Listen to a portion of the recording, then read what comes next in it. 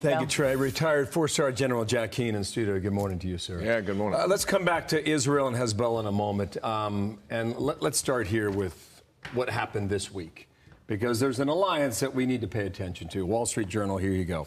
How Putin rebuilt Russia's war machine with help from U.S. adversaries. Iran, North Korea, and China are supplying the people and know-how to tool up Russia's factories and churn out arms for the war in Ukraine. This relationship could be very dangerous for us for a very long time. How do you see it? Yeah, very much so. 4 days after the State of the Union, our intelligence chiefs came before a scheduled meeting with the Congress, and they said these 4 countries that you identified here represent a threat to the United States we haven't seen in multiple decades. In looking at this, what we're really facing is collaboration and cooperation among 4 distinct allies.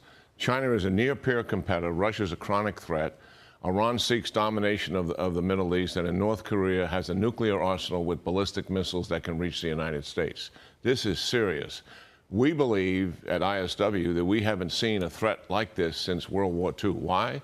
Because we could get involved in more than one war in multiple theaters. That is really the issue that we're facing. And here's the problem, Bill. The intelligence chief said this is very serious. We haven't seen it in decades. We're saying we haven't really seen anything like this since World War II. Where is the administration having a frank conversation with the American people about the seriousness of this threat and how it would impact American security? It is not happening. And that is pretty outrageous and shameful. This as we continue to see these escalating clashes happening in the Middle East. Trey Yingst just gave us a full report between Israel and Hezbollah. Do you believe that they are inching closer to all-out war? Yeah, they are. And the Israelis have made up their minds that they need to take a look at the Hezbollah situation. We have a map here. Hopefully we can bring it up here that deals with it. But the reality is that 80,000 people who lived in northern Israel have evacuated from northern Israel. And in a sense, Hezbollah has redefined the boundary of northern Israel. Yeah. The Israelis believe they have got to go in there and deal with Hezbollah. Mm-hmm. And they have to push them back across the Litani. That's not the right map, but they have to push them back across the Litani River. Mm-hmm. This is 18 miles from the border. That is the issue.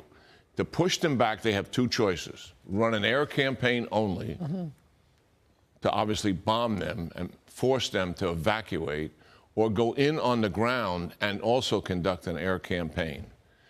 Hezbollah is formidable. Hamas is nowhere near Hezbollah's capability. Hezbollah doesn't have the subterranean tunnel complex.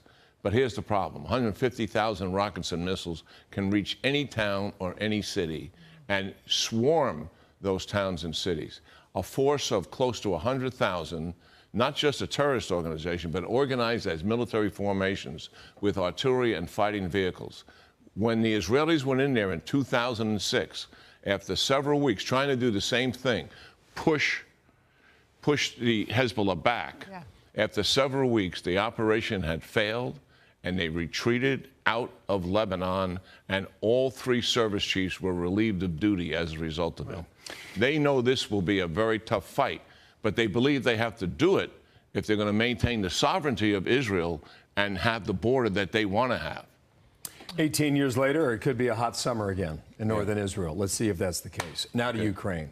We do have a map we can show that you and I have talked about at great length. And what it shows is the Ukrainian capacity on behalf of their military, with extensive help from Western nations, including the United States, with the capacity to hit Russian forces on the Russian side of the border. But this map shows you where the Russian troops are and where the Ukrainians are not allowed to hit. Yeah, we have a huge problem here, and the administration isn't coming clean about what's actually happening here. Can we put the map back up so I can talk to it a little bit? Yeah, you see that bright red area there across from Ukraine?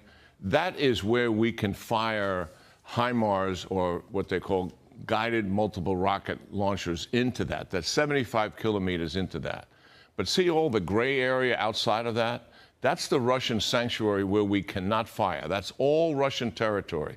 All the air bases that Russia is using to bomb Ukraine are largely in that area. Those are those little white circles there. Their ground bases, their logistic bases are all in that area. And the administration has told Ukraine they cannot fire the weapons that we've given them, the ATACMS missiles, to fire into that territory.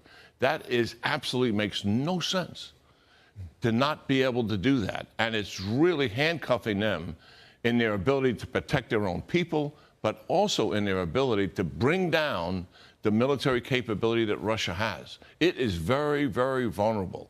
And even Russia, they've been on the offense because Ukraine has been on defense this year because they were waiting 6 months to get the weapons. They haven't made much progress at all. They showed up with new soldiers. They're poorly trained, poorly equipped. They made some tactical gains, but were never able to really develop operational maneuver to take significant amount of territory. They took very high casualties, all like they did back in the beginning of the invasion. Ukraine, we can turn the tide in their favor, and the administration has got to stop handicapping them. General, thank you. We'll see whether or not that happens, whether that day arrives. And if it does, we'll see what Putin does at that point. Thank you, General. Great to have you here, General. Thank you. Great discussion. I'm Steve Ducey. I'm Brian Kilmeade. And I'm Ainsley Earhart. And click here to subscribe to the Fox News YouTube page to catch our hottest interviews and most compelling analysis.